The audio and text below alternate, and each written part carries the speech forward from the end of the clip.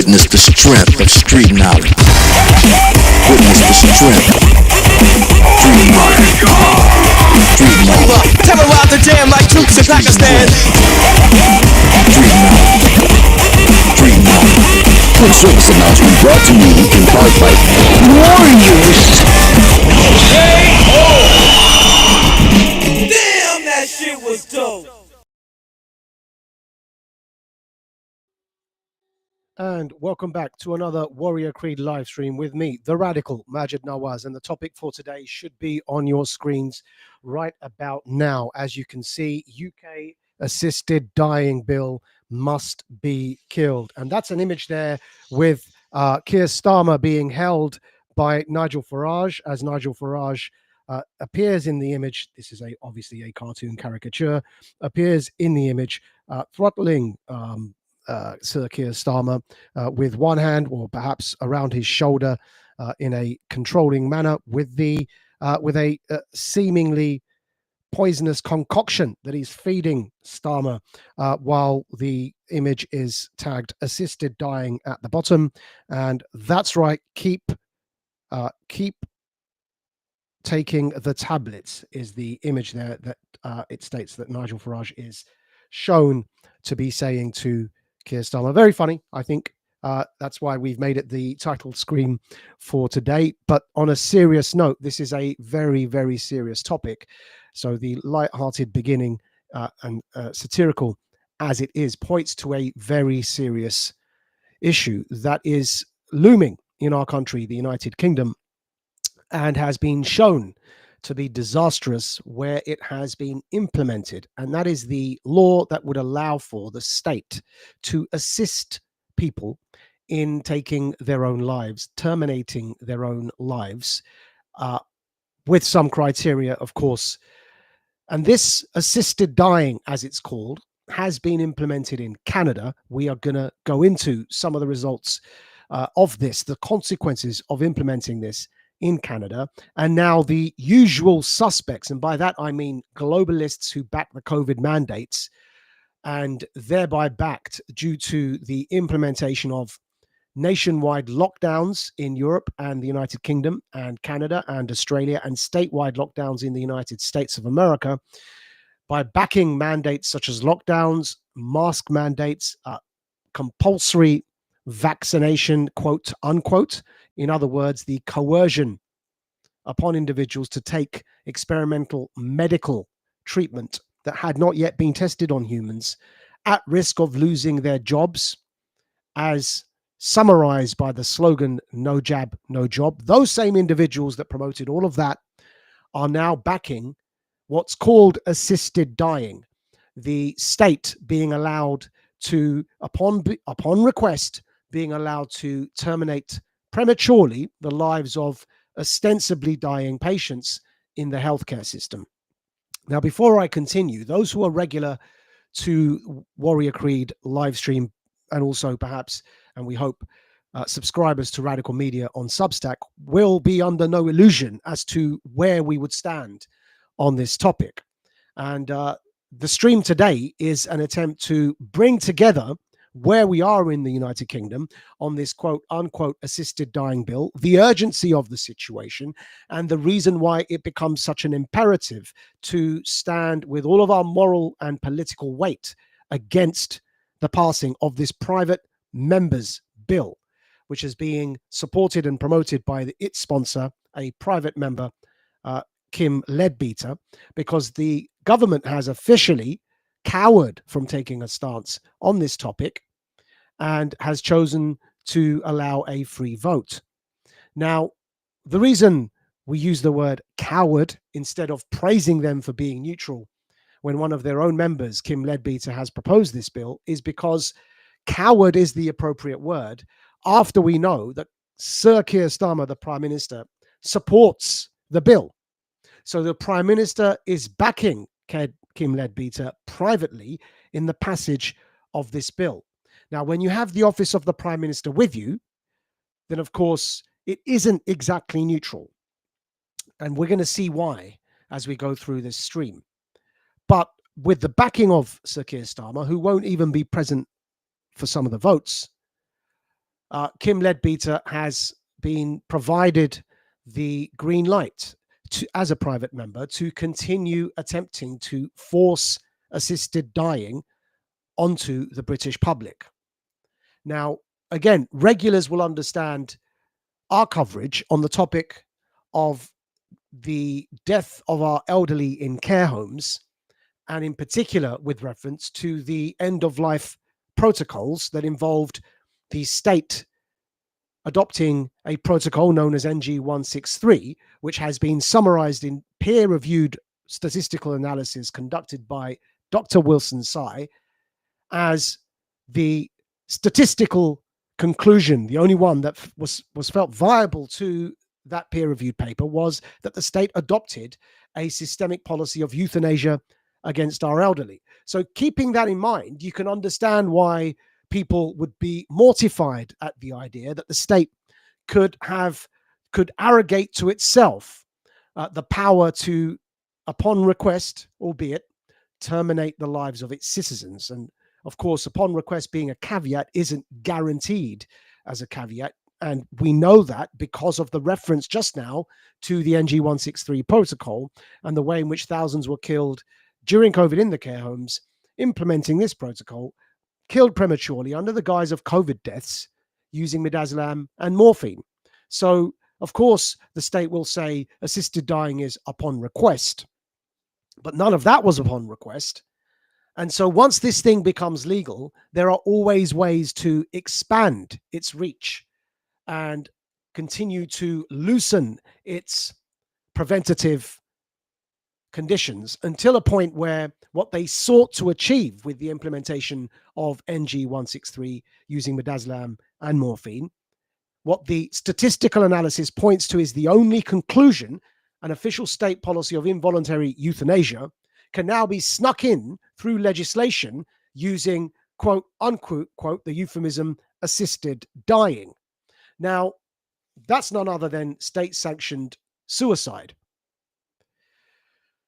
And for those of you who stuck it out to this point in the live stream, thank you, because as fantastical as all of this sounds, it gets worse.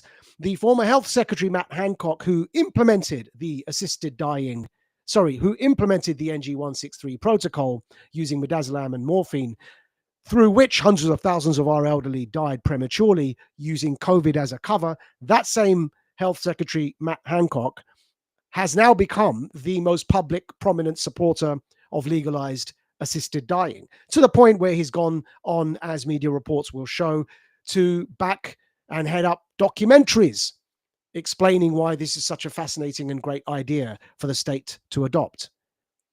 And this is why this becomes such an important topic. It squares the circle on the midazolam debate.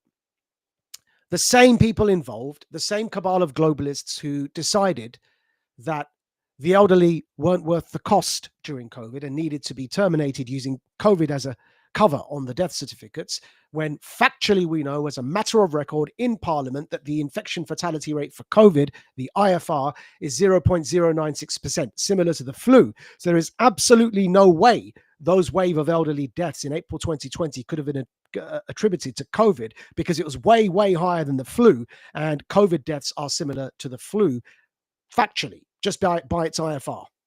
And so Matt Hancock's policy of prematurely terminating those elderly, and just look to the April 2020 death curve, which was before vaccines were introduced. For those of you who are concerned it may have been vaccines, yes, that also led to premature illness and death. But this was before vaccines were introduced. That April 2020 death curve, which was a huge spike in deaths, could not have been COVID. It could only have been, according to Dr. Wilson Tsai's peer-reviewed research, due to the end-of-life protocol that the state adopted using midazolam and morphine to prematurely terminate the lives of our elderly, and telling us it was COVID that killed them. Now that happened. That's a matter of peer-reviewed statistical analysis. It's a conclusion that has been out there in the peer-reviewed paper for over a year, and no other peer-reviewed paper has come to refute the science in that paper. In fact, we've, in Radical Media, interviewed Dr. Wilson Tsai in depth on that paper, and you can go. We don't restrict, we don't paywall any of our content that relates to this Midazolam story.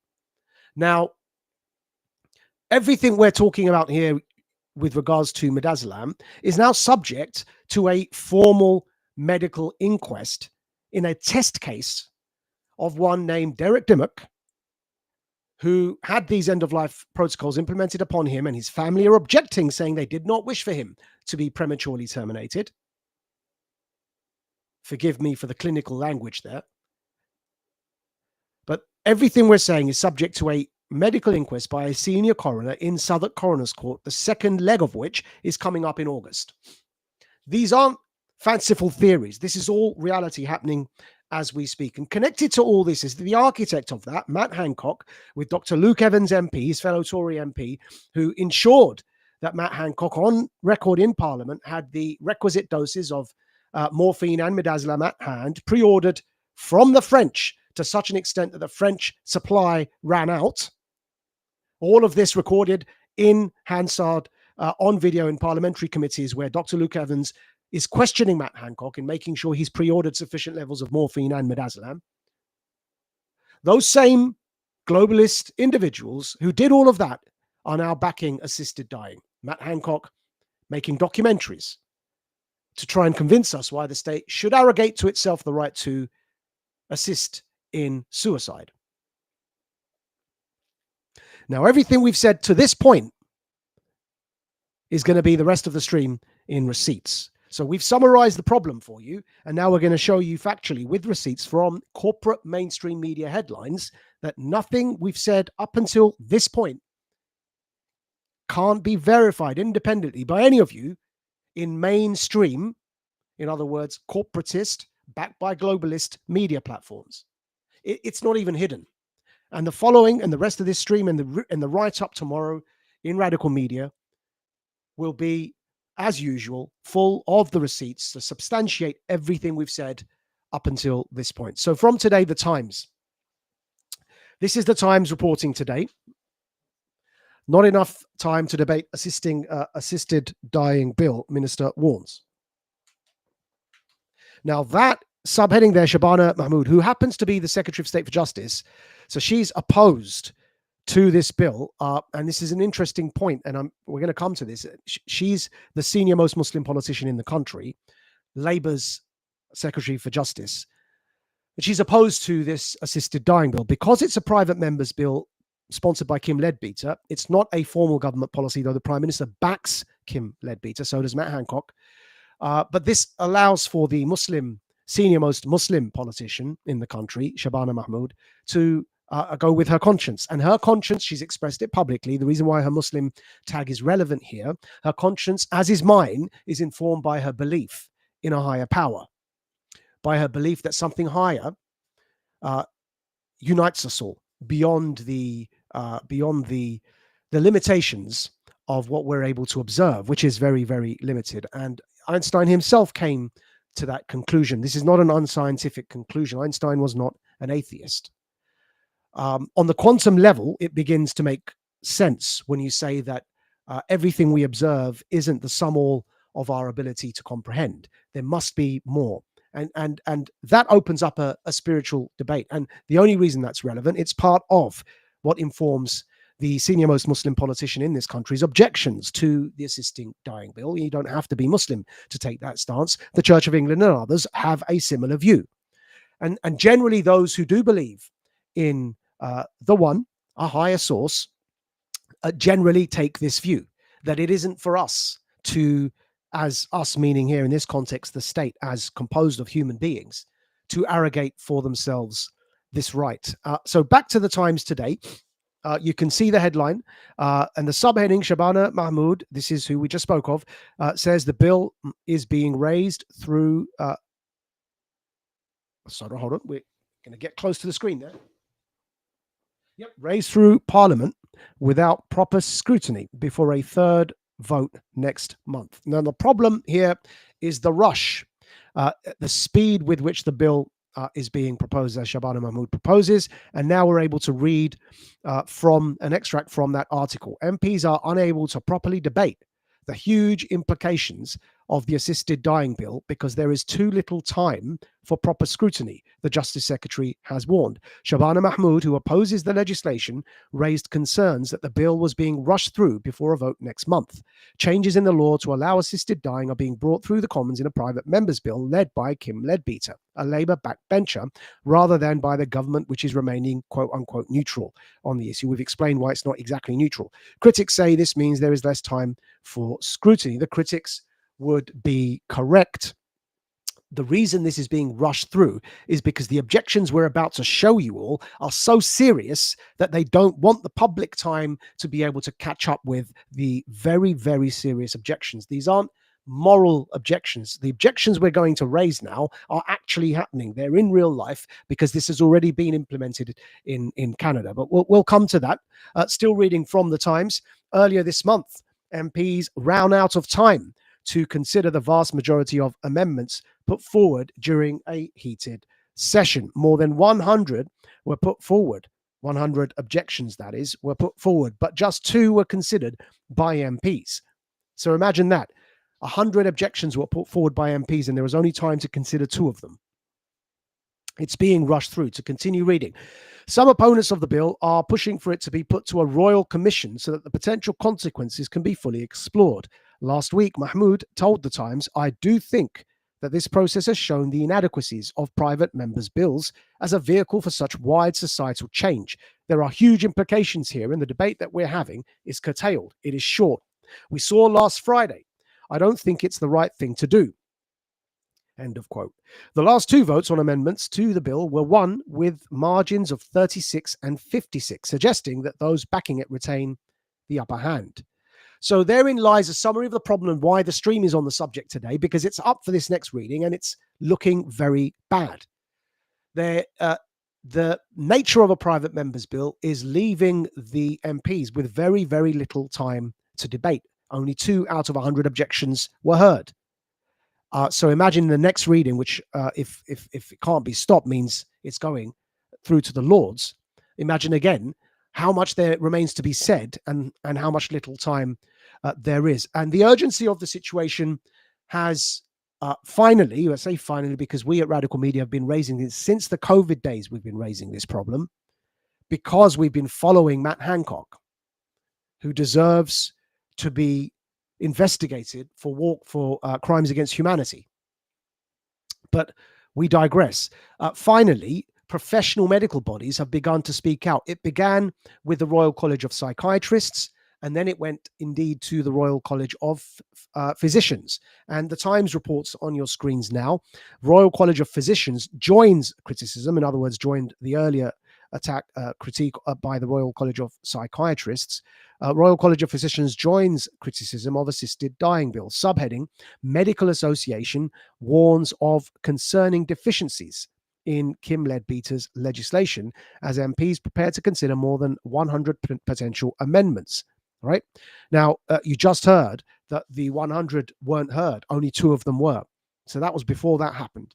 To continue reading from that Times article, the RCP, here referencing the Royal College of Physicians, has become the latest medical professional standards body to object to Leadbeater's legislation after the Royal College of Psychiatrists, also RCP, said that it did not do enough to protect those with mental disorders.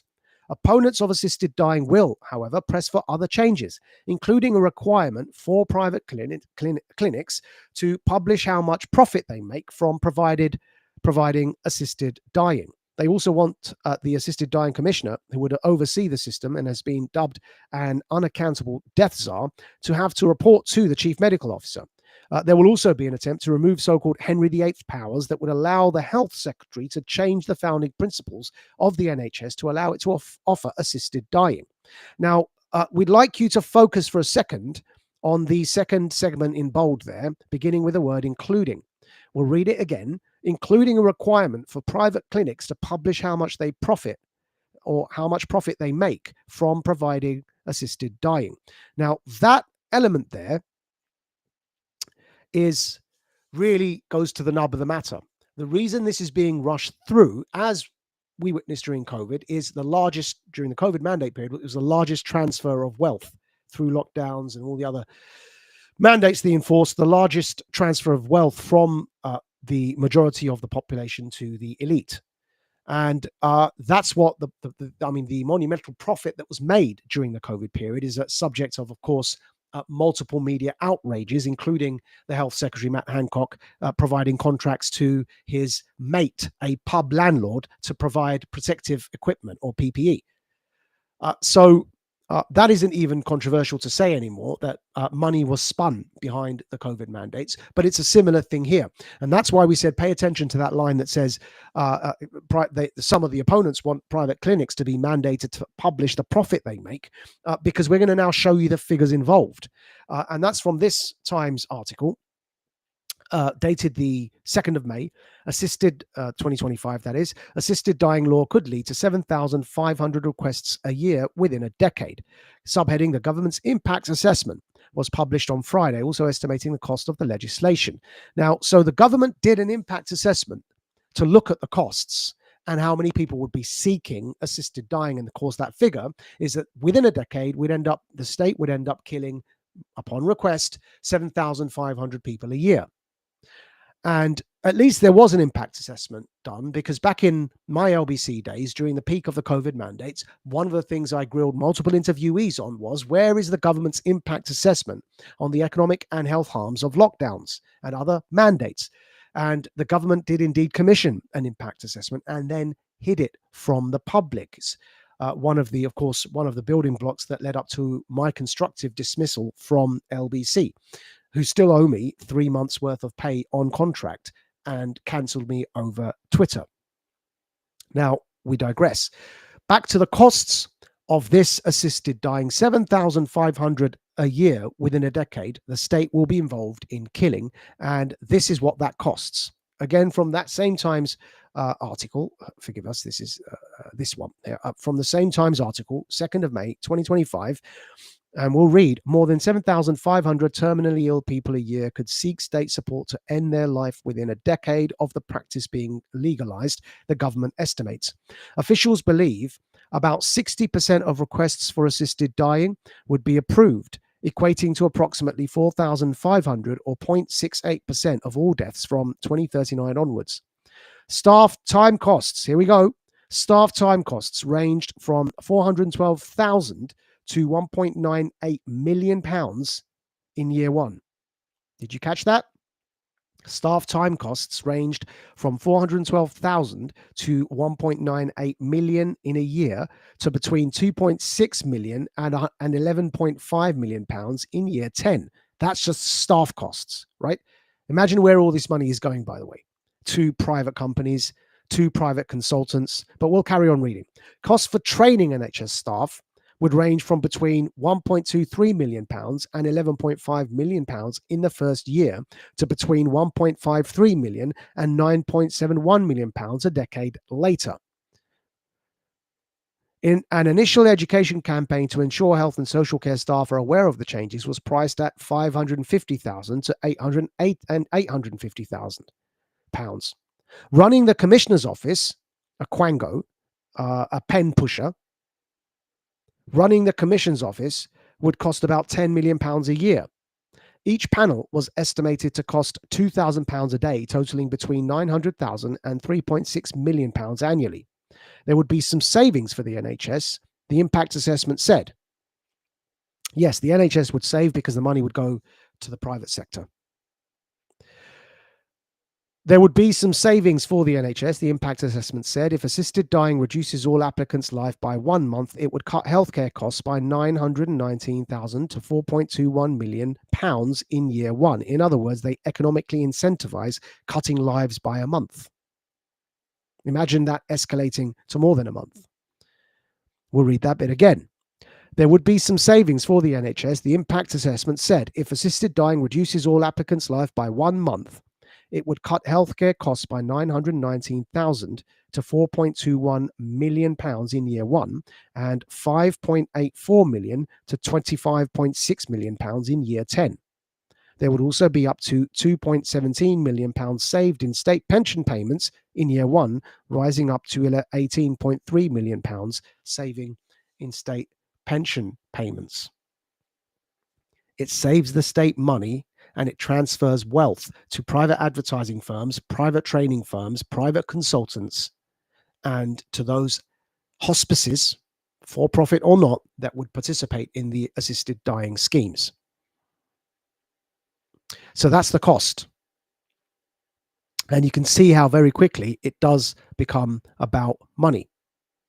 Now, the critics have spoken out. The Times from today's article reports, why are opponents of the bill so unhappy? And the summary is a good one. Critics of the bill have hit out at a chaotic and fundamentally flawed process, which they argue left little time for proper scrutiny of proposed changes. Only 28 MPs were given time to speak, despite more than 90 asking to do so, and 8 MPs who had put down amendments were among those missing out.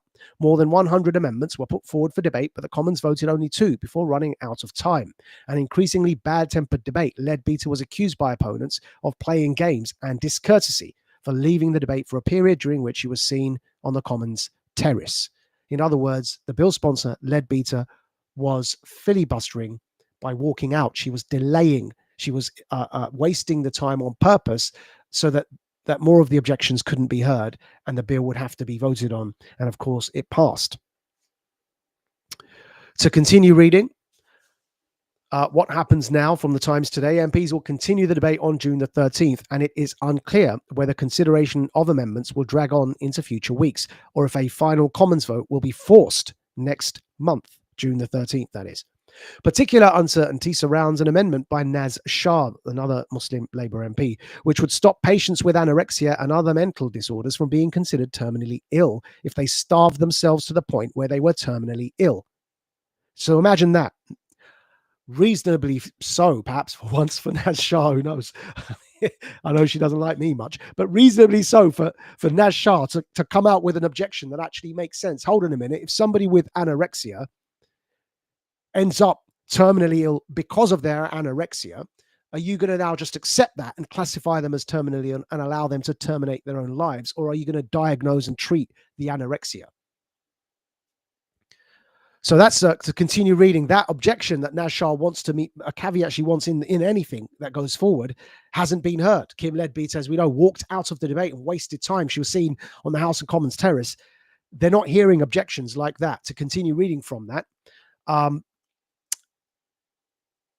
last line of that Times extract on Naz Shah that we just read. Just before the debate, the Leadbeater said she would support a tweaked version of the amendment, but did not give details. More on that from today. What does the government say? The government is formally neutral. As we said, take that with a pinch of salt. The government is formally neutral, but has been offering Leadbeater drafting advice. See? That's why the fact that the government is neutral is bullshit. You're being bullshitted to.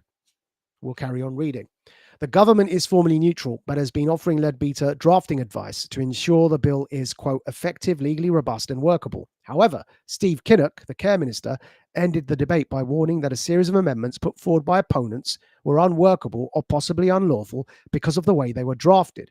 This prompted accusations of unfairness, given opponents of the bill had not been given help from the government drafters, unlike Kim Leadbeater. The government is not neutral. They're helping her draft the bill. They're not helping opponents draft the bills. Then they're rejecting the opponents' objections because the bills weren't drafted good enough by the government standards, who've just helped Kim Leadbeater draft her own bills according to their own standards. And they're claiming they're neutral while Sir Keir Starmer is backing her privately as a matter of record. They're marking their own homework. Now, we mentioned earlier that the problem with this is the state is seeking the power to prematurely terminate our lives upon request initially. And clearly the anorexia question raises the concern around what request and consent really and truly is, including with age limits, because in Scotland, they're trying to introduce this from 16 years old. They are children. In the UK, at least, in England, sorry, at least, they've said 18, which is still ridiculous, but it's not the preposterous 16 years old that the Scottish parliamentarians are seeking to allow this from. Now, you're going to entrust the state with the power to prematurely terminate 16-year-olds' lives upon request who may have anorexia, but they want to have their lives ended. And the same state you want to entrust that power to is the state that has been, as a matter of record, involved in this. As Radical Media reported the 23rd of April, 2025, breaking medical inquest into Midazolam death to resume in August as director of Royal Trinity Hospice quits. Because the guy that was overseeing the test case of Derek Dimmock and his premature state-sanctioned life termination using the end-of-life protocols, the guy that was in charge of all of that, Sir Andrew Dillon, was the same guy that Matt Hancock appointed at NICE to implement that NG163 guideline for the government. He then ended up at Trinity Hospice where they implemented it on Derek Dimmock. He quit 1 month before the April 2020 COVID death wave, and he also quit the same week of that medical inquest from his post at Royal Trinity Hospice because the inquest into Derek Dimmock's death began. And that's not suspicious. As we said in that dispatch, the wider allegation being made by victim families is that during COVID, the British state implemented a deliberate and systemic policy of involuntary mass euthanasia of elderly in hospitals and care homes by administering the end-of-life protocol drug midazolam plus an opioid while using COVID deaths as cover for this mass killing. If ruled by the senior coroner as unlawful killing in this precedent-setting case, the United Kingdom will be rocked by the worst mass killing scandal in its history. Radical Media attended Committee Room 5 in the UK House of Commons in June 2023 to hear from 50 victim families who believe that their loved ones had been similarly involuntarily euthanized. Now, that sounds fantastical. And yet there is a huge criminal investigation into exactly that happening at Gosport Hospital, as reported by Sky News. On your screens right now, Gosport War Memorial Hospital staff to be interviewed under caution over hundreds of deaths. More than 450 elderly patients died at the Hampshire site between 1987 and 2001 after being given powerful painkillers. It's now subject of a criminal investigation, which is perhaps why, who knows, but perhaps if one were to speculate and provide mere opinion, it could be why Sir Andrew Dillon quit from Royal Trinity Hospice as the medical inquest into Sir Derek Dimmock's death using end-of-life protocols began. Who knows? It looks like he may have slightly perhaps been worried that a criminal investigation may be about to begin, as it did at Gosport Hospital. As Portsmouth News reports, 12th of June 2022, Gosport War Memorial Hospital criminal investigation probes 700 patient records, 250 more than before. Subheading: detectives investigating deaths at Gosport War Memorial Hospital who had their lives shortened are now examining 700 patient records. So the fact that it happened at Gosport War Memorial Hospital is now subject to formal criminal investigation. The fact that it happened at Royal Trinity Hospice is now subject to a formal medical inquest. And the same state wants you to trust them with legalizing all of this in the name of assisted dying. And the same health secretary who implemented that end-of-life protocol that has been abolished, it's known as the Liverpool Care Pathway, and then re-implemented using a different name, NG163. It had already been abolished because they knew that it was killing people. That same guy that implemented that reintroduced Liverpool Care Pathway, Matt Hancock, then health secretary, you want to trust in pushing forward for assisted dying. As the Times reports there, on your screens, on the 12th of December, headline, Matt Hancock planning documentary on assisted dying. To read from it by James Beale, it says Matt Hancock is planning to make documentaries on assisted dying and dyslexia after he stands down as an MP. As reported by Mail Online here on your screens, headlined, Matt Hancock plans series of serious documentaries on assisted dying and dyslexia after he stands down from role as MP at next election. Third bullet point, he plans to make serious documentaries on assisted dying and dyslexia. Dated 11th of December 2022.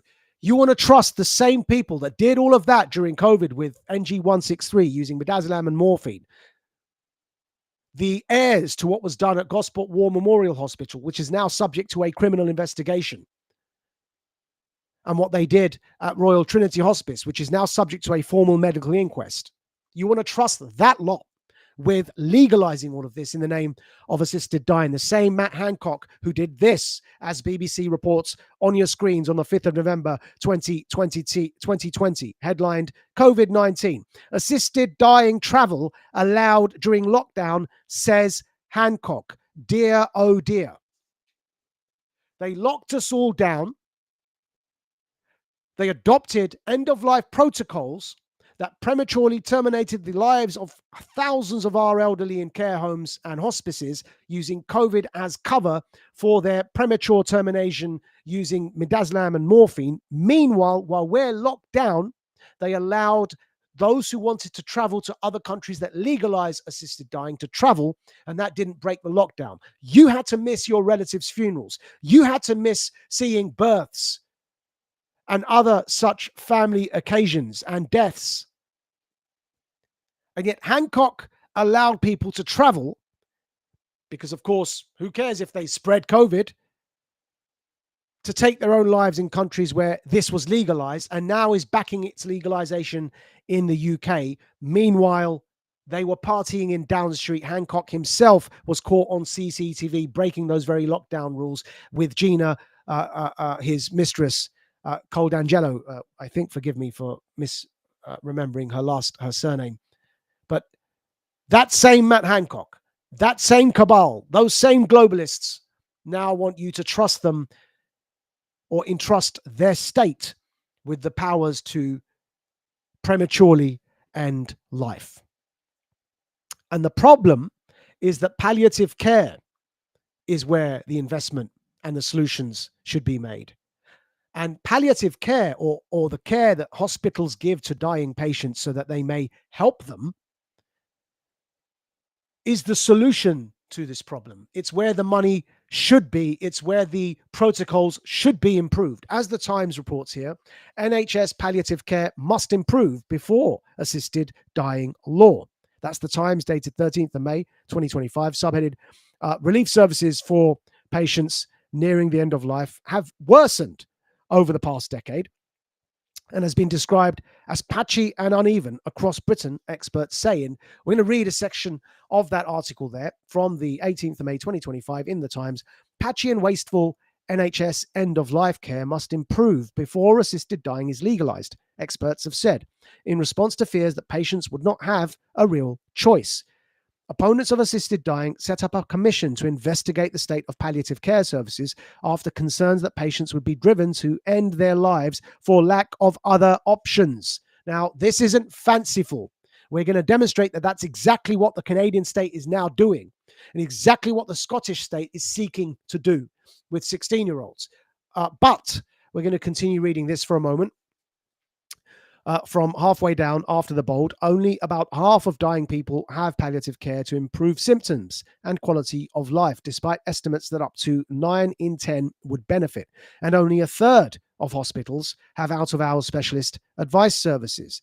You see, that's where the care is needed.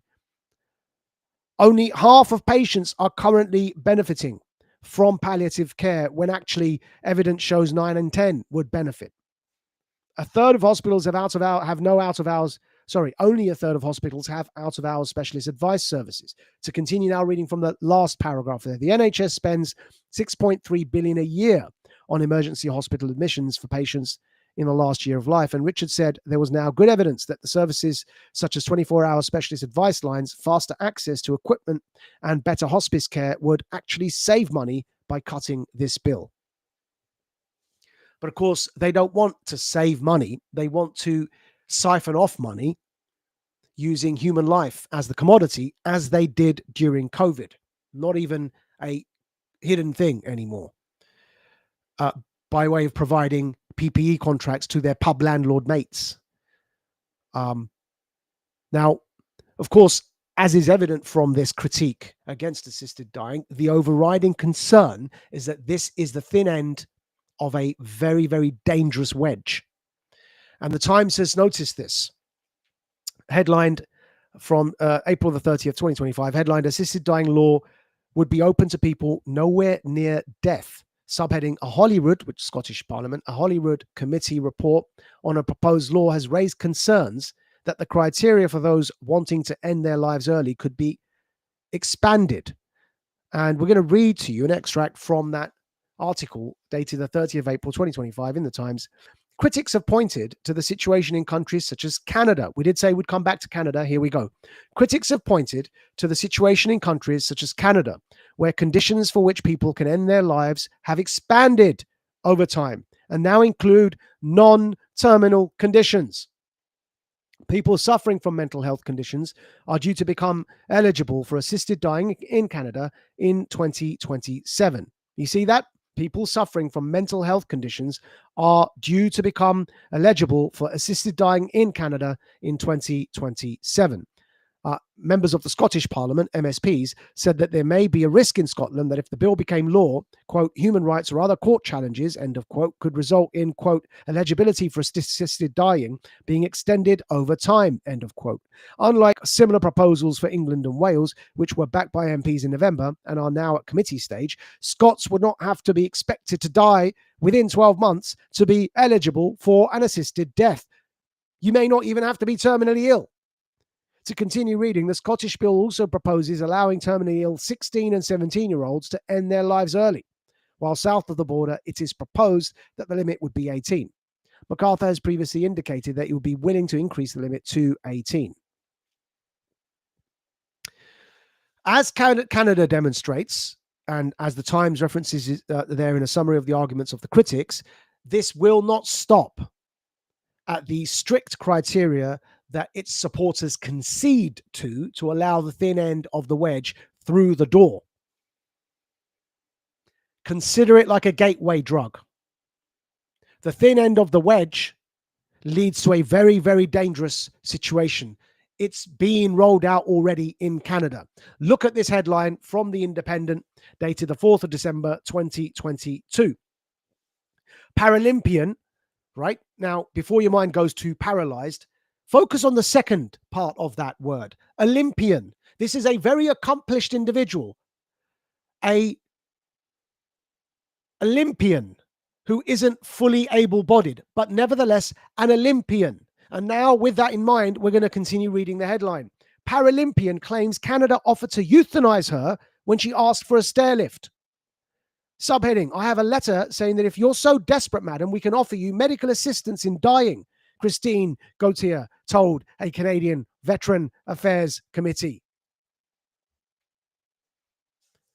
This is why we're saying it's incredibly dangerous. And Scotland wants to allow for 16-year-olds to do this with no safeguards against mental health and not having any diagnosis that they're going to die within the next 12 months.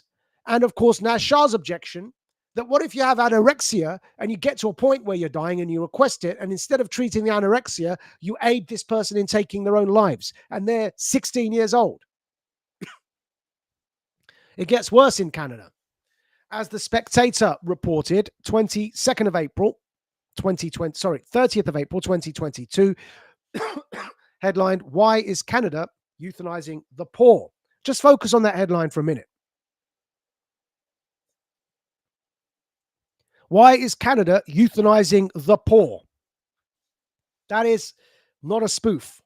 It's in the right-wing serious political magazine in the United Kingdom, The Spectator. It's not a spoof.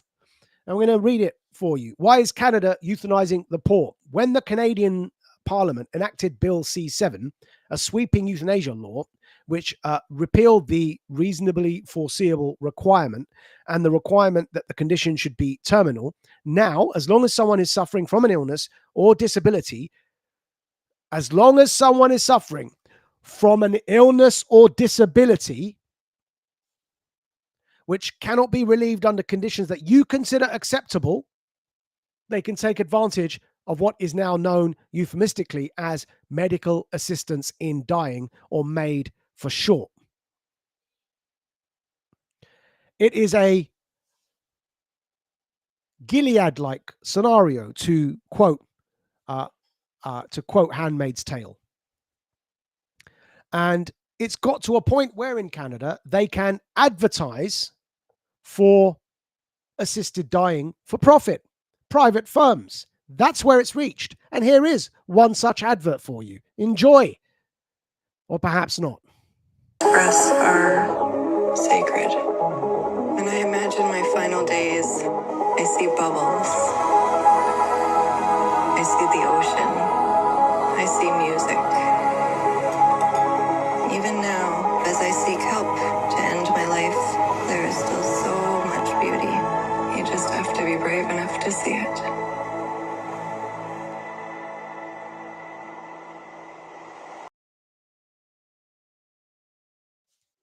That's a private company, a clothing company, advertising death from Canada.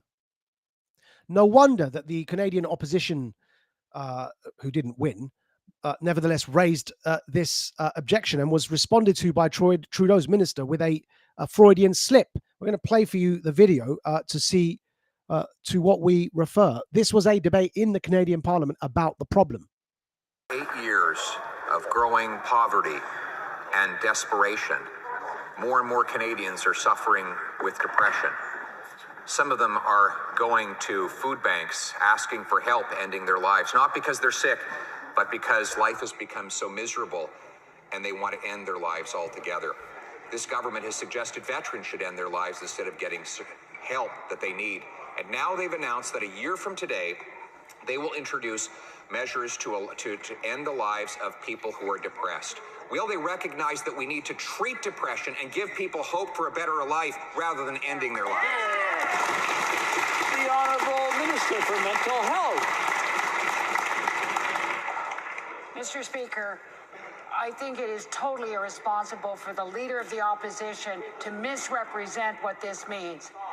All of the assessors and providers for MAID are purposely trained to eliminate people that are suicidal.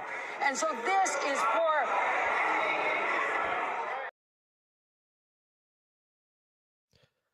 Now, clearly, she may not have meant eliminate people that are suicidal. Maybe she meant eliminate people from the criteria who may be suicidal, so we don't assist them in dying. But the Freudian slip is nevertheless telling, because that's precisely what ended up happening in Canada, as this independent headline demonstrates. Paralympian claims Canada offered to euthanize her when she asked for a stair lift. As this Spectator headline demonstrates, why is Canada euthanizing the poor? And of course, the UK, at least the debate has got to this point. Of course, some of us have been raising this since the COVID era, and they've realized the danger in private companies advertising death. So again, from the Times today, you can see this extract, and you can see there it says, what are the other changes being put forward, as well as a slew of technical amendments put forward on the advice of government officials. Leadbeater has proposed a ban on advertising assisted dying. But it doesn't. The problem is that doesn't come near even addressing the half of it. And continue reading. Opponents also want a series of key changes, including a requirement on clinics to publish profits, as we said earlier, from assisted dying, specific protections for hospitals, and to give the chief medical officer oversight of the assisted dying commissioner, whom they dub a death czar. Dame Meg Hillier, the Labour MP, proposed an amendment which would ban doctors from raising the topic of assisted dying unless patients mentioned it first, criticised by supporters of the legislation as a gagging clause. At least people are beginning to speak out. The Times itself ran with a leader column on your screens now, dated the 14th of May, 2025, headlined, "Assisted Dying Bill Must Now Be Killed Off." Warnings about the bill are now growing louder by the day. MPs must now vote down these ramshackle and dangerous proposals. To read you an extract from that Times leader column, dated the 14th of May 2025, Miss Leadbeater has shown herself unwilling to listen to the concerns of experts, and her bill's dangerous flaws remain unfixed. The Royal College of Physicians also expressed concern this week about its deficiencies, saying changes were needed to protect patients and medical staff. Keep in mind, that was the Royal College of Physicians joining the Royal College of Psychiatrists, who'd earlier also formally objected to this bill. To continue reading from the second part in bold, a BBC survey of GPs suggests a majority are opposed. It is striking that Sir Keir Starmer will not be present for the votes. The Prime Minister, who has tacitly endorsed assisted dying, will be away at a summit in Albania. It is his fault that assisted dying was relegated to a private member's bill with all too predictable results, presumably to distance Labour from any backlash. That hasn't worked. Voters believe the bill is government policy. This is a bad bill beyond repair. It needs to be killed off. And that's exactly our message here at Radical Media. Thank you to whoever wrote that Times leader column and whoever approved it and published it. It's about time corporate media got behind the opposition to state-sanctioned suicide. And we and others have been warning of this for a long time. The spiritual underpinnings of the very rational arguments here should not preclude those who may not believe in any form of unified overall power from rationally appraising the evidence at hand, the view of the experts from the Royal College of Physicians and the Royal College of Psychiatrists and the majority of GPs, and understanding the very practical, moral, real concerns around this. Notwithstanding the fact that to us it does matter that this is also a spiritual debate. La ilaha illa huwa yuhyi wa yumit. There is no deity except him. He gives life and he causes death. From Surah Al-A'raf 7:158, a passage of the Quran. And on that note, we end. Thank you for joining this Warrior Creed live stream. All of the receipts will be published in tomorrow's Radical Dispatch with hyperlinks for you to go and read everything for yourselves. As usual, this live stream will be published for our premium subscribers in podcast form. We encourage all free subscribers to Radical Media to become premium subscribers. Without your support, we cannot continue our investigative work, which is having real world impact because it's conscious raising, we hope. And you can find Radical Media's resources at majidnawaz.substack.com. Until next time, you've been listening to The Radical Majid Nawaz. Thank you for joining us. You are now about to witness the strength of street knowledge. Witness the strength. Street knowledge. Street knowledge. Terrorize the jam like troops in Pakistan. Street knowledge. Street knowledge. Quick service announcement brought to you in part by